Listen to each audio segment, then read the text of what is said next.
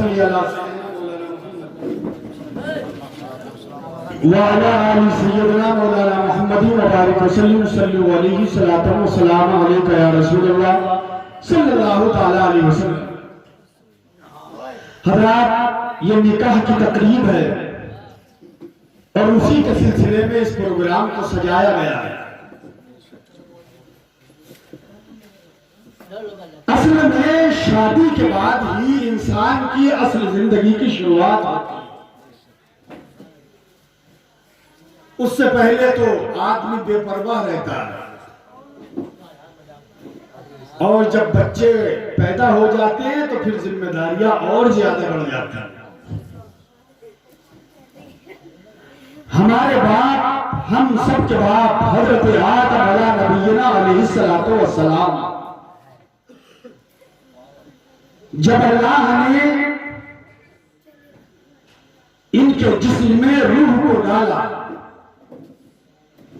اور آدم علیہ السلام جنت میں زندگی گزارتے رہے، جب ان کے جنت میں تنہائی محسوس ہوئی تو اللہ نے حضرت آدم علیہ نبینا علیہ السلام کی دائیں پسلی سے ہم سب کی ماں حضرت حوا علیہ السلام کو پیدا فرمایا۔ حضرت آدم علیہ نبینا علیہ السلام بیدار ہوئے، آنکھ کھلی اور دیکھا سرحانی کی جانب حضرت حوا کھڑی۔ حضرت حوا کو دیکھا تو دیکھ کر حضرت آدم نے فرمایا تم کون ہو؟ کہا میں عورت ہوں۔ کہا اچھا عورت ہو؟ کہا حضرت آدم علیہ السلام دیکھتے رہے یہاں تک کہ آپ نے ہاتھ لگانے کی کوشش فرمائی، اللہ کی جانب سے فرشتہ آیا اور آ کر کہنے لگا اے آدم، حضرت حوا کو اس طرح سے ہاتھ نہ لگاؤ۔ کہا اور کیسے ہاتھ لگاؤ، کس طریقے سے ٹچ کرو، کس طریقے سے چھو؟ اے لوگوں، یہ پوری دنیا کی زندگی کی شروعات ہے، پوری قوم انسانیت کی شروعات ہونے جا رہی ہے۔ اللہ حضرت آدم علیہ نبینا علیہ السلام کو حکم خداوندی ہو گیا، اے آدم ہاتھ نہ لگاؤ۔ حضرت آدم پیچھے ہٹ گئے، مولا کیسے ہاتھ لگاؤ، کس طریقے سے چھو، کس طریقے سے ٹچ کرو؟ رب کی جانب سے حکم نازل ہو گیا، اے آدم یہ عورت ہے، عورت اللہ نسل انسانی کو اس کے ذریعے پیدا فرمانا چاہتا ہے۔ اے آدم پہلے اپنی سے اس عورت سے حضرت حوا سے پہلے اپنا نکاح فرماؤ۔ یہاں سے نکاح کی شروعات ہوئی، نکاح ہو گیا، رشتے کی موجودگی میں اجابت قبول ہو گیا۔ اللہ جب نکاح ہو گیا تو حضرت آدم نے سوچا اب ہاتھ لگا دو، تو آواز آئی آدم ہاتھ نہ لگاؤ، ہاتھ نہ لگاؤ۔ حضرت آدم علیہ السلام پھر چور گئے اور کہنے لگے اے مولا پہلے حکم تھا ہاتھ نہ لگاؤ، حکم ہو گیا نکاح کر لیا جائے، مولا میں نے نکاح بھی کر لیا ہے مگر اب ہاتھ کیوں نہ لگاؤ؟ اللہ نے فرمایا اے آدم یہ تمہاری بیوی ہو گئی ہے، اب تم ان کا حق مہر ادا کرو۔ ان کا مہر کا حق مہر ادا کرو۔ اللہ حضرت آدم کہنے لگے اے مولا کیا مہر کے بدلے میں کپڑے دے دو، کیا مہر کے بدلے میں کچھ اور دے دو، مہر کے بدلے میں کیا دے دو؟ اس وقت جو ہے یہ پیسہ روپیہ بھی کبھی وجود نہیں تھا۔ اے مولا ہیرے جواہرات دے دو، اے مولا سونا چاندی دے دو۔ رب نے فرمایا نہیں، کہاں پہ میں کیا کروں؟ اللہ نے فرمایا اے آدم تمہارا حق مہر یہ ہے کہ تم میرے محبوب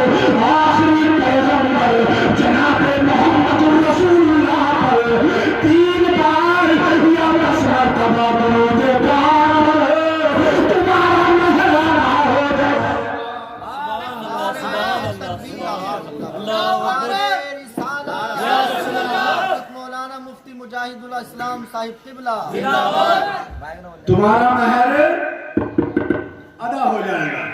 اللہ آج لوگ مہر میں سونا دے رہے ہیں, پیسہ دے رہے ہیں, روپیہ خرچ کر رہے ہیں, سونا دے رہے ہیں, زیورات دے رہے ہیں, مگر اللہ ہم سب کے باپ آدم علیہ السلام ہے, مصطفیٰ جان رحمت ہم سب کے آقا جناب محمد رسول اللہ صلی اللہ علیہ وسلم کی بارگاہ میں 10 مرتبہ دونوں نے مل کر درود پاک پڑھا. سبحان اللہ سبحان اللہ. دونوں نے درود شریف پڑھا, حق مہر ادا ہو گیا.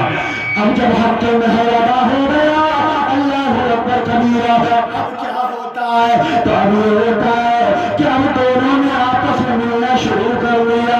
اللہ اکبر کبیرہ. مگر وہ گندم کے قریب چلے گئے جس کی رب نے ممانعت فرمائی تھی. اللہ اکبر. اور وہ گندم کھا لیا. اللہ رب العزت تبارک و تعالیٰ کو یہ سبب پیدا کرنا تھا اور حضرت آدم و حوا دونوں کو زمین پر اتار دیا. زمین پر اتارنے کی وجہ یہ ہے کہ نسل انسانی پیدا ہونے والی تھی. اللہ, نسل انسانی پیدا ہونے والی تھی. حضرت آدم علیہ السلام سے پوچھا گیا آپ نے گندم کیوں کھایا؟ بڑا افسوس ہوا انہیں, خطائے اجتہادی تھی, بڑا افسوس ہوا. مگر جب حضرت آدم کو یہ معلوم ہو گیا کہ میں نے گندم اس لیے کھایا اور میں نے یہ خطائے اجتہادی کر لی. اللہ اکبر. لیکن جب بعد میں انہیں پتا چلا کہ میری نسل میں زمین پر آنے کے بعد میں نبی آخر الزمان پیغمبر اسلام تمام نبیوں کے سردار شمس الدوحہ آقا, بدر الدجا آقا, سید الہدا آقا, سید الثقلین آقا, نبی الحرمین آقا, شمس الدوحہ آقا, میرے آقا کریم تشریف لائیں گے.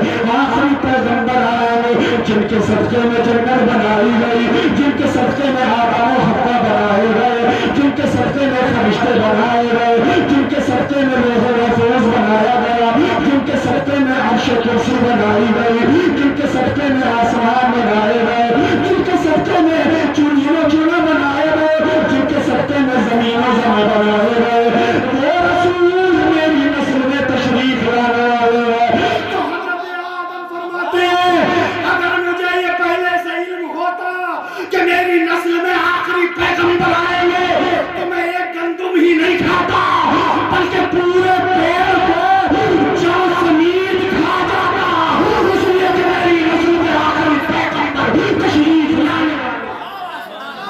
نعرہ تکبیر, نعرہ تکبیر, اللہ اکبر.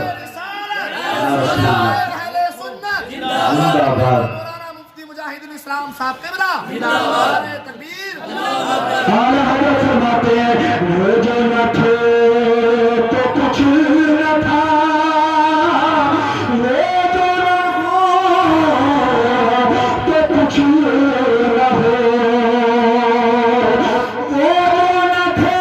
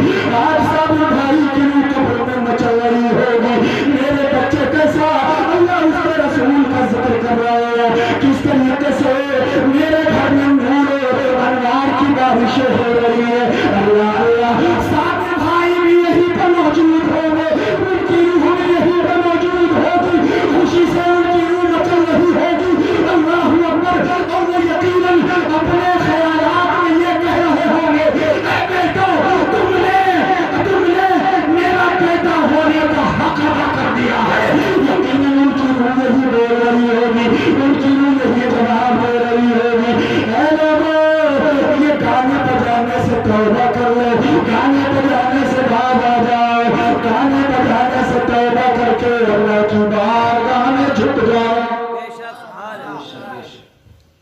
آج نہیں مچل رہی ہوگی. اللہ اکبر کبیرہ. حضرات میں عرض کرنا چاہتا ہوں میرے آقا کی مکی اور مدنی زندگی ملاحظہ فرمائے. آقا کریم صلی اللہ علیہ وسلم کی عمر شریف جب 15 سال کے قریب ہوئی, میرے آقا صلی اللہ علیہ وسلم کی امانت و صداقت کا چرچا پورے مکے میں ہونے لگا. سب لوگ جان گئے کہ ان سے بڑا کوئی کائنات میں امین نہیں ہے, ان سے بڑا کائنات میں کوئی صادق و سچا نہیں ہے. اللہ اکبر کبیرہ. نبی کریم صلی اللہ علیہ وسلم جو ایک روز آگے بڑھ رہے ہیں, دیکھا گیا ایک شخص ہے اپنی بیوی کو مار رہا ہے, اپنی بیوی کو زرد و کوڑ کر رہا ہے. جب یہ زرد و کوڑ کرتے ہوئے دیکھا, میرے آقا قریب گئے, بچایا, ارشاد فرمایا یہ بتا تو اپنی بیوی کو کیوں مار رہا ہے. وہ شخص جو ہے اس شخص سے میرے آقا نے منع فرمایا, میری بیوی پر یہ ظلم ہے, ہرگز ہرگز اپنی بیوی کو نہ ستا. وہ شخص مارنے سے باز آ گیا. اس کی بیوی نے ہاتھ اٹھا کر التجا کی, یہ کیسے پیغمبر ہے, یہ کیسے شخص ہے, محمد کیسی ذات والا شخص ہے. ارے اللہ, یہ اوروں کی بیویوں پر ہونے والے ظلم کو روک رہے. اللہ اکبر کبیرہ. جب ان کی شادی ہوگی تو یہ اپنی بیوی سے کتنا پیار کریں گے. بات بات پر اپنی بیویوں کو نہ مارا کرو. یہ نہیں کہانی میں نہ تیز ہو گیا تو بولے لے ڈنڈا, ذرا سی بات ہو گئی کپڑے نہیں دھلے تو بولے لے. یہ ہمارا طریقہ نہیں ہے, پیار سے سمجھاؤ. اچھا کچھ عورتیں بھی اتنی بے حیا ہوتی ہیں, سمجھ رہے کہ ان کو اگر سمجھایا جائے تو ان کی سمجھ میں بات آتی نہیں ہے پیار کی. ہوتی ہیں کچھ ایسی. کیوں؟ اس لیے کہ ان کے اندر علم نہیں ہوتا, قرآن و حدیث کی تعلیم نہیں ہوتی, اور گھر کی تہذیب اچھی نہیں ہوتی. گھر کی تہذیب اگر اچھی ہو, مگر باپ نے اور ماں نے کہہ دیا بیٹی گھبرانا نہیں ہے, کار دے رہا ہوں کار, بالکل ساس کے اوپر سوار ہو کے رہنا, کسی سے دبنے کی ضرورت نہیں ہے. جب گھر سے یہ پیغام ملے گا تو بتاؤ وہ وہاں سسرال میں جا کر آتنک مچائے گی یا نہیں مچائے گی. اور ماں باپ یہ کہتے بیٹی یہاں سے تیری ٹرین جا رہی ہے, اب یہاں ناراضگی کے ساتھ واپس نہ آنا, اب اس گھر سے صرف تیرا جنازہ اٹھے گا, جنازہ. آؤ مصطفیٰ جان رحمت کی حدیث پاک ملاحظہ فرمائے.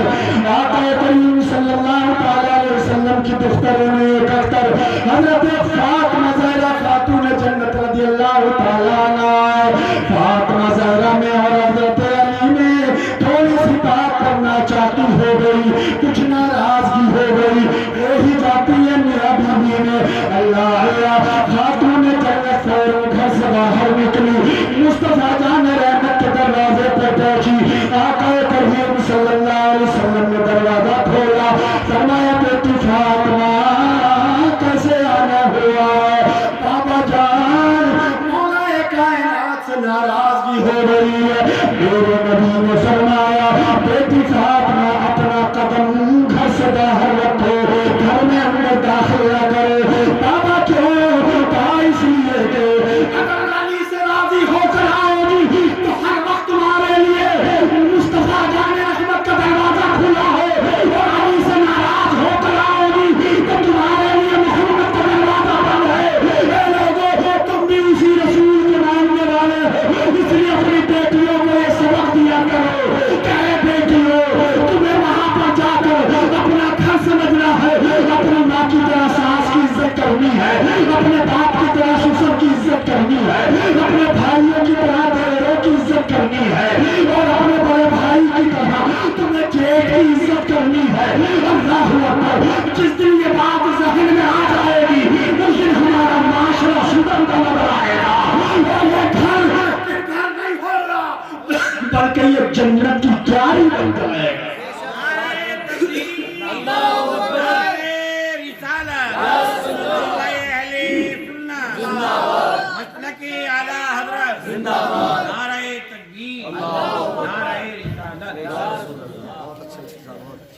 یہ گھر جنت بن جائے گا.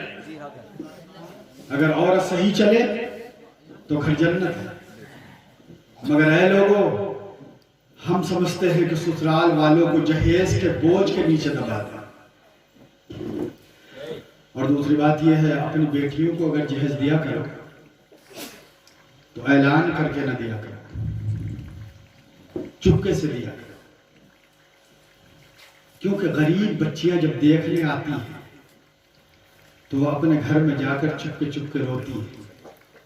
کاش ہمارے باپ کے پاس بھی دولت ہوتی، کاش ہمارا باپ بھی امیر ہوتا، کاش ہمارے پاس بھی اتنی ثروت ہوتی، کاش ہمارے ہاتھ بھی پیلے ہو جاتے. وہ بچیاں گھروں میں جا جا کر چپ چپ کر کے روتی ہیں. باپ پوچھتا ہے بیٹی کیا ہو گیا؟ بولے والد کچھ نہیں ہوا ہے. ان بچیوں کے دل پر کتنی ٹھیس پہنچتی ہوگی جو غریب بچیاں ہیں، ان کے دل کتنے دکھتے ہوں. اور جب غریب کا دل دکھتا ہے تو عرش اعظم کانپنے لگتا ہے، عرش اعظم ہلنے لگتا ہے. اے لوگوں، اگر تمہیں یہ پتا ہو کہ یہ غریب کی بیٹی ہے تو شور شرابہ کر کے نہیں، چپکے سے اس کی مدد کر دیا کرو جو لوگوں کو خبر بھی نہ ہو. مگر آج کل تو اعلان کر کے بولے فلاں نے 20,000 دیے. کیا یہ غریب کا مذاق نہیں ہے؟ کیا غریبوں کا مذاق نہیں اڑایا جا رہا ہے؟ کیا غریبوں کی عزت سے کھلواڑ نہیں کیا جا رہا ہے؟ کیا تمہارے نبی نے یہی تمہیں حکم دیا ہے کہ تم دوسروں کی مذاق لو، تم غریب بچوں کا مذاق لو؟ اے لوگوں، اگر تمہیں اپنے نبی سے سچی محبت ہے، سچا عشق ہے، تو جیسے اپنی بیٹی سے پیار کرتے ہو ویسے ہی غریبوں سے بھی پیار کیا کرو. اس لیے کہ غریب کی جب آہ نکلتی ہے تو پہلے آسمان پر نہیں عرش اعظم سے ٹکرا جاتی ہے، اور جب عرش اعظم سے ٹکراتی ہے تو عرش اعظم ہلنا شروع ہو جاتا ہے. بہت اچھا پیغام حضرت. شاعر نے کہا ہے کہ آقا نے اپنی زندگی میں کاٹ کر میرے آقا کریم نے ارشاد فرمایا اور دعا فرماتے تھے اللہ مجھ کو غریبوں میں رکھنا، اللہ مجھ کو غریبوں کے ساتھ اٹھانا، اللہ میرا حشر غریبوں کے ساتھ میں فرمانا، یتیموں کے ساتھ کرنا. آقا کریم سے صحابہ عرض کرنے لگے یا رسول اللہ آپ یہ دعا کیوں کرتے ہیں؟ ہر آدمی امیر کے ساتھ لگنا چاہتا ہے، ہر آدمی بڑے آدمی کے ساتھ لگنا چاہتا ہے، آپ یہ دعا فرماتے ہیں. میرے آقا نے فرمایا غریب آدمی امیر آدمی سے 40 سال پہلے جنت میں داخل ہو گیا. غریب آدمی 40 سال پہلے جنت میں چلا جائے گا. اور فرمایا گیا 40 سال پہلے جنت میں داخل ہو جائے گا. اس لیے میں دعا کرتا ہوں اے مولا تو مجھے غریبوں میں رکھنا، غریبوں کے ساتھ اٹھانا، غریبوں کے ساتھ میں رکھنا. اس لیے تو شاعر کہتا ہے کہ آقا نے اپنی زندگی غربت میں کاٹ کر، آقا نے اپنی زندگی غربت میں کاٹ کر دنیا کے ہر غریب کی غربت خرید لی، دنیا کے ہر غریب کی غربت خرید لی. اللہ نے تمہیں پیسہ دیا، اللہ نے تمہیں امیر بنایا، اللہ نے تمہیں دولت مند بنایا. وہ تمہیں فقیر بھی بنا سکتا تھا، وہ تمہیں لاچار و مجبور بھی بنا سکتا تھا، وہ تمہیں یتیم بھی بنا سکتا تھا. اللہ اس بات پر قادر ہے، اللہ اس چیز پر قدرت رکھتا ہے. مگر اے لوگوں، اللہ نے تمہیں دولت دی ہے تو یہ بھی ایک طرح کی نعمت ہے. اور سنو، جس کے پاس دولت ہے اور وہ دین پر خرچ ہو جائے تو اللہ کی طرف سے رحمت ہے. اور اگر دولت ہو اور دین پر خرچ نہ ہو، رنڈیوں پر خرچ ہو، باجوں پر خرچ हो, डीजे पर खर्च हो, नाच गानों पर खर्च हो, फिल्मी ड्रामों पर खर्च हो, और हड्डीबाजी में खर्च हो, ज़िनाकारी में खर्च हो, शराब पर खर्च हो, जुए में खर्च हो, तो मेरे आका ने फरमाया वो दौलत तुझे नफा नहीं पहुंचाएगी, बल्कि वो दौलत तेरे लिए ज़हमत है, ज़हमत। वो दौलत तेरे लिए ज़हमत है। अल्लाह अकबर। बहुत से लोग तो क्या करते हैं, अल्लाह ने खूब माल भी दिया है, दौलत भी दी है, अगर कोई नेता किस्म का आदमी, विधायक, MP, MLA अगर आ जाए तो दस्तरखान, ये इतना बड़ा दस्तरखान, ये भी नाश्ता गिनना मुश्किल हो जाता है।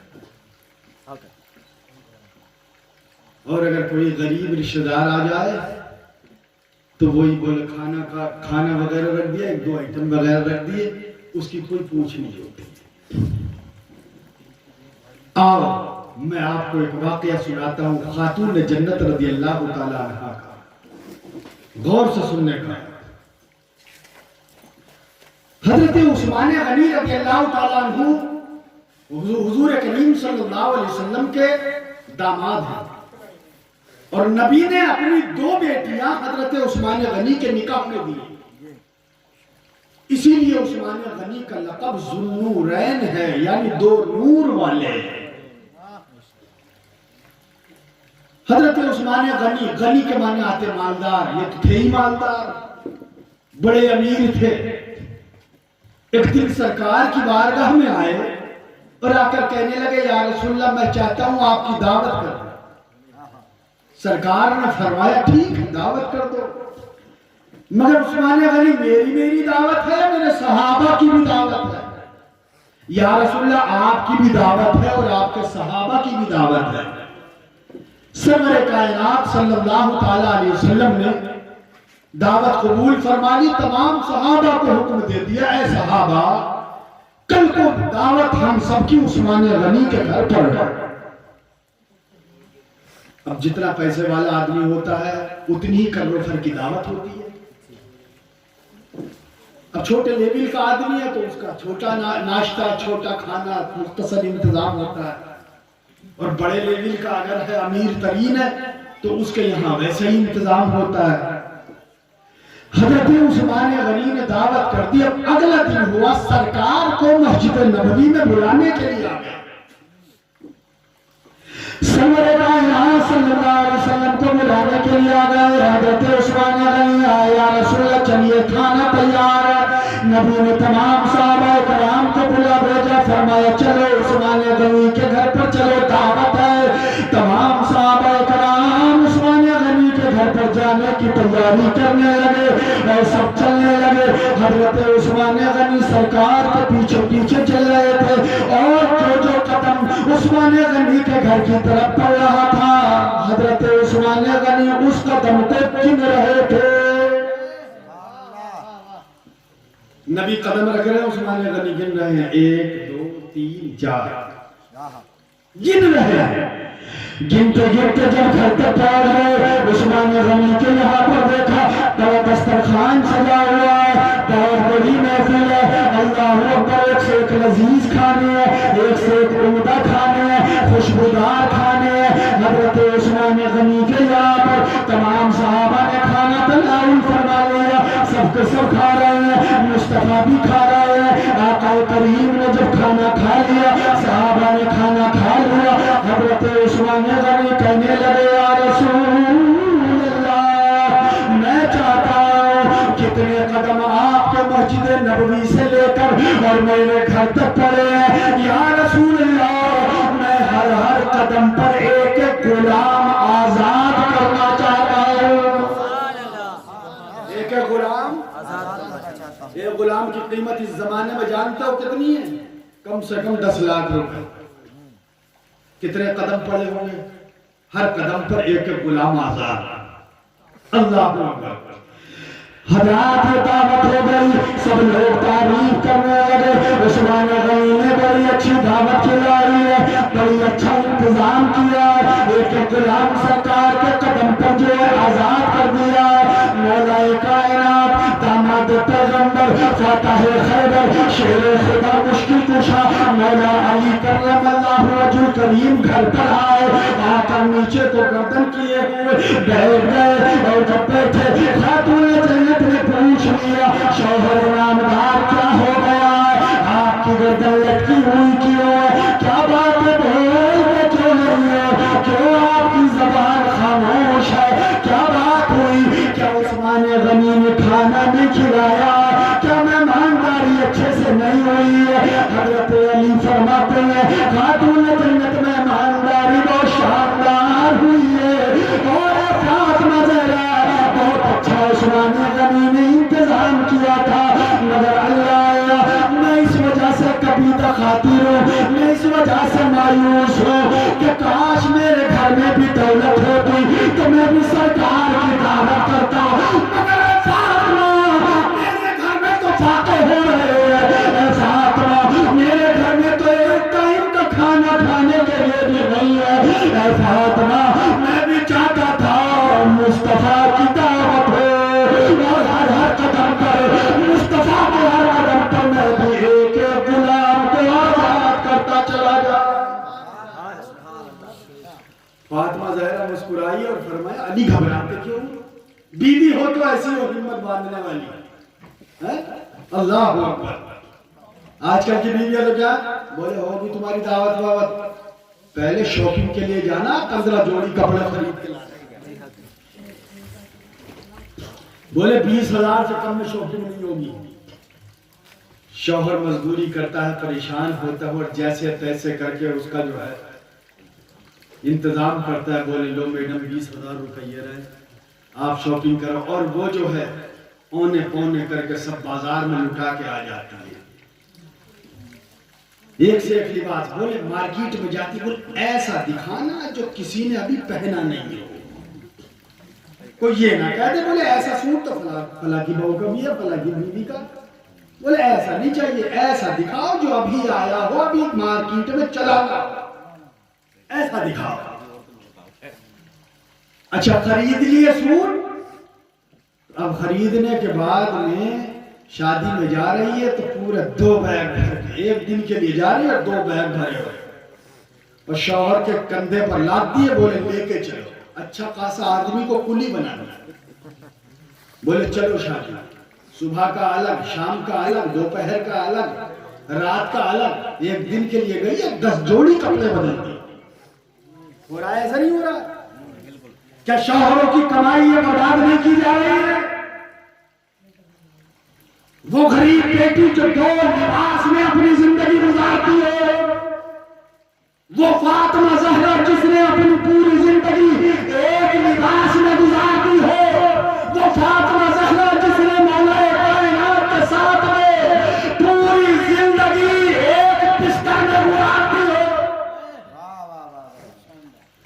کیا تمہیں سلیقہ نہیں آتا کیا تمہیں احساس نہیں ہوتا کہ مصطفیٰ کی بیٹے نے جس کو خاتون جنت کا لقب عطا ہوا ہو جو طاہرہ ہو جو عابدہ ہو جو زاہدہ ہو اس کا حال یہ ہے کہ وہ ایک بستر میں پوری زندگی اپنی گزار دیتی ہے مگر نہ شوہر سے شکوہ کرتی ہے نہ اپنے باپ سے شکوہ کرتی ہے مولا کائنات سے شادی ہوئی تو گھر بھی نہیں مکان بھی نہیں مہر میں دینے کے لیے پیسے بھی نہیں کچھ بھی نہیں شادی ہو رہی ہے مولا کائنات سے نبی سے بڑا کوئی دنیا میں امیر ہو سکتا ہے نبی فرماتا ہے میں سونے چاندی کے پہاڑوں کو حکم دے دوں تو میرے ساتھ ساتھ چلا کر نبی سے بڑی بادشاہت کسی کی ہو سکتی ہے دنیا کے بادشاہوں کی حکومت صرف زمین پر چلتی ہے آمنہ کے لال کی حکومت آسمان پر بھی چلتی ہے چاند کو اشارہ کرتے چاند کو ٹکڑے ہو جائے سورج کو اشارہ کرتے سورج پلٹ کر آ جائے مصطفیٰ اگر بادل کو اشارہ کر دیں تو بادل برسنا شروع ہو جائے نبی اگر اشارہ کر دیں تو بادل سایہ کر کے مصطفیٰ کے سر پر چلا کرے نبی درختوں کو حکم دے دیں تو درخت مصطفیٰ کے قدموں میں گر جائے مصطفیٰ جان رحمت صلی اللہ علیہ وسلم اگر پتھر کو حکم دے دے تو پتھر پانی پر تیر کر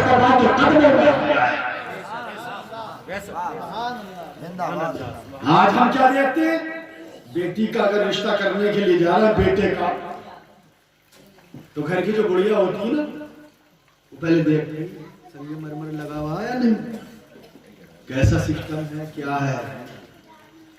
لڑکی اگر پسند آ گئی تو کیا کہتی ہے، بولے فلاں جگہ سے تو ہمیں جو ہے اسکارپیو مل رہی تھی مگر ہمیں دولت کی ضرورت نہیں، ہم نے تو منع کر دیا. یعنی جتا بھی دیا کہ گاڑی مل رہی 4 پہیوں کی، تم بھی سمجھ لو. اور ادھر اشارہ بھی دے دیا، بولے لڑکی تمہاری جو ہے ہمیں پسند ہے مگر 4 پہیہ مل رہی تھی فلاں جگہ سے، ہم نے منع کر دیا، لڑکی کچھ ویسی تھی. یہ کیا ہے؟ غلط بات. ان چیزوں سے توبہ کرو، مسلمانوں کا طریقہ نہیں ہے. میں عرض کر رہا تھا حضرت مولا کائنات سے فاطمہ زہرا نے فرمایا علی پریشان کیوں ہوتے ہو، دعوت کرو مصطفیٰ کی. گھر میں کھانے کو نہیں ہے ایک ٹائم کبھی، مگر کہہ رہی ہے دعوت کرو. ان کا بھروسہ دنیا پر نہیں بلکہ رحمت پروردگار پر بھروسہ تھا. اور کہنے لگی علی دعوت کر کے آؤ، غمگین کیوں ہوتے ہو، ہمت باندھنے والی عورت ہو تو ایسی ہو. فاطمہ زہرا کہنے لگی کہ جاؤ نبی کی دعوت کر کے آؤ، صحابہ کی بھی کر دینا، جس کی نبی چاہے اس کی دعوت کر دینا. حضرت فاطمہ زہرا نے مولا کائنات کو بھیج دیا دعوت کرنے کے لیے. میرے نبی کی بارگاہ میں حضرت علی پہنچ گئے، عرض کرنے لگے یا رسول اللہ آپ کی دعوت، آپ کے صحابہ کی دعوت کر جو میرے گھر پر ہے. میرے آقا نے فرمایا علی مجھے تمہاری دعوت منظور ہے. نبی نے دعوت کو منظور فرما لیا.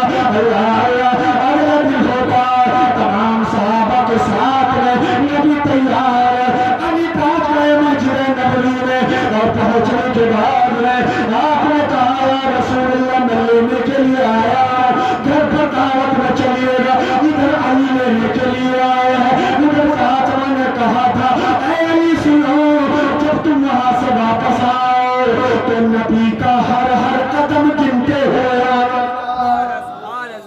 نبی کا ہر قدم گھر میں فاقے ہو رہے ہیں مگر جذبات کتنے ہیں. اللہ اللہ حضرت فاطمہ زہرا رضی اللہ تعالیٰ عنہ نے کہہ دیا میں اللہ کی بارگاہ میں دعا کرتی ہوں. خاتون جنت نے وضو کیا، وضو کر کے مصلی بچھا دیا، ہانڈی چولہے پر چڑھا دی، صرف پانی بھرا ہوا ہے، ہانڈی رکھ دی گئی. اللہ کی بارگاہ میں سجدے میں سر رکھے ہوئے ہیں. مولا میری عزت تیرے ہاتھ ہے. اے مولا میں عثمان غنی کی طرح امیر تو نہیں ہوں، میرے پاس اتنا پیسہ نہیں ہے، علی کے پاس اتنا پیسہ نہیں ہے، اتنے مالدار نہیں ہے.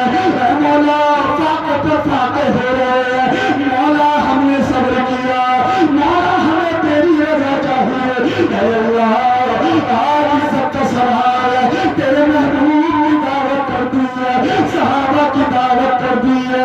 مولا غیب سے آنے کا انتظار فرما دے. یہ دعا کرنی تھی. سجدے میں سر رکھے ہوئے ہیں. اے میری ماں بہنوں، تمہارے مسلے کہاں چلے گئے ہیں، تمہاری نمازیں کہاں چلی گئی ہیں، تمہاری عبادتیں کہاں چلی گئی ہیں. رات بھر موبائل میں گھسی رہتی ہے، رات بھر فلمی ڈرامے دیکھتی رہتی ہے، رات بھر تم فلمیں دیکھتے رہتے ہو. اللہ اللہ مگر فاطمہ زہرا رات میں مسلح بچھاتی ہے، رات ختم ہو جاتی ہے، فاطمہ زہرا کا سجدہ ختم نہیں ہوتا. حضرت فاطمہ زہرا سجدے میں رب کے باہر کا میرے رو کر انتظار کر رہی ہے. نبی کی شہزادی روئی تو فرشتے بھی رونے لگے. فرشتوں کو ترس آ گیا. رب کے باہر کا میرے کی اے مولا میرے محبوب کی بیٹی کے آنسو نکل رہے ہیں، تیری محبوب کی بیٹی کے آنسو سے مسلح تر ہو گیا ہے. اے مولا اپنے محبوب کی بیٹی کی یاد رکھے، اس کی دعا پہ قبول فرما لے. اللہ مصطفیٰ جان رحمت کو لے کر آ رہے ہیں، پیچھے پیچھے چل رہے ہیں، ایک ایک قدم گنتے ہوئے آ رہے ہیں، قدم مصطفیٰ کے گرے گئے، گھر تک نبی آ گئے، صحابہ بھی آ گئے، میرے آقا سفر میں آئے، میرے آقا کی آنکھوں سے آنسو نکل آئے کہ بیٹی فاطمہ کھانا بنانے میں نہیں لگی ہے بلکہ مصلے پر اپنے رب کو راضی کرنے میں لگی ہے۔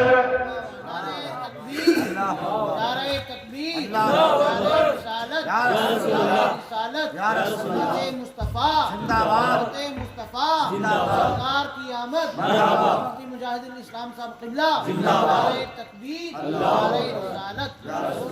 مصطفیٰ جان رحمت گھر میں تشریف لائے، حضرت فاطمہ زہرا نے سلام پھیرا، فاطمہ زہرا نے سلام پھیرا، بابا کو دیکھا، مصطفیٰ جان رحمت کو دیکھا، لپٹ گئی، بابا جان گھر میں کھانے کو کچھ بھی نہیں ہے، میں نے دعوت کر دی ہے تاکہ علی کا دل نہ دکھ سکے، تاکہ علی کا دل نہ دکھ سکے، علی کو تکلیف نہ ہو سکے، اس لیے یا رسول اللہ میں نے دعوت کر دی ہے۔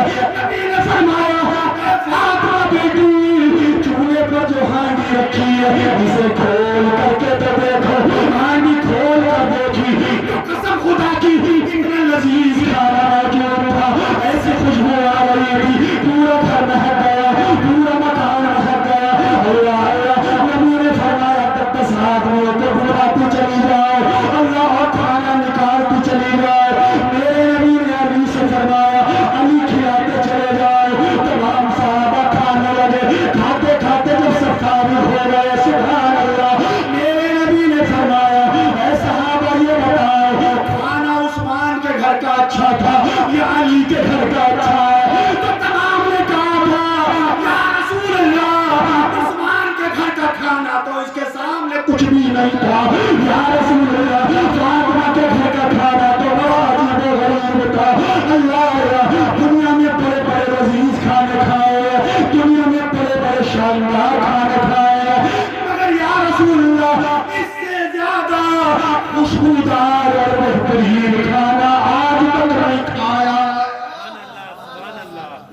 میرے آقا نے فرمایا صحابہ جانتے ہو یہ کھانا کہاں کا ہے؟ تم نے کہاں کا کھانا کھایا ہے؟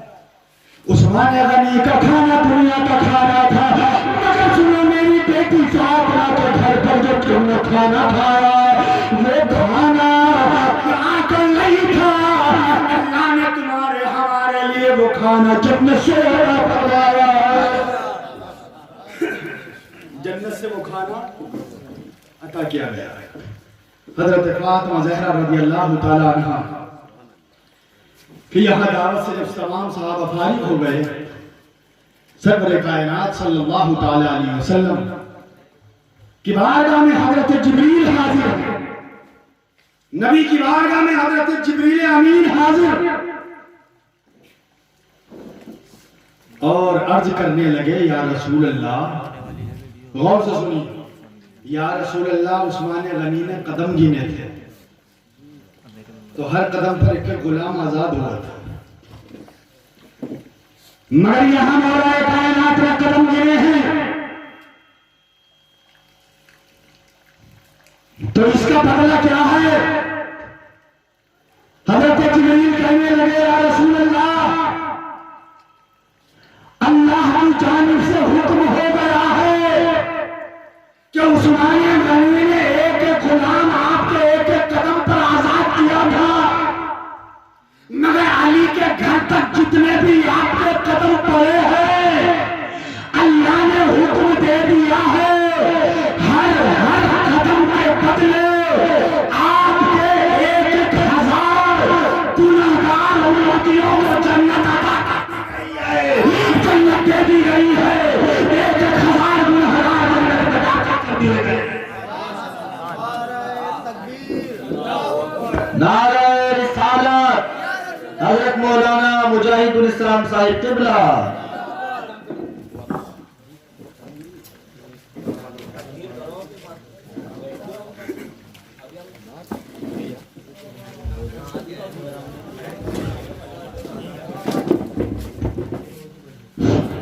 ٹائم کافی ہو چکا ہے، 12:35 ہو چکا ہے۔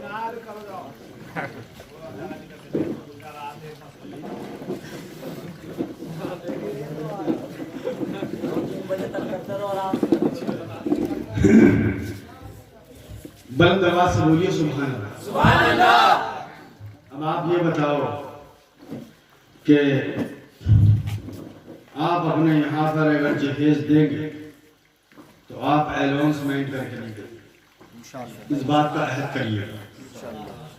اپنے یہاں لڑکوں کی شادیاں ہوں، مجھے پتا ہے کہ ننگلے کی سرزمین پر قوالوں پر اور ناچنے گانے والوں پر بڑا روپیہ خرچ ہوتا ہے.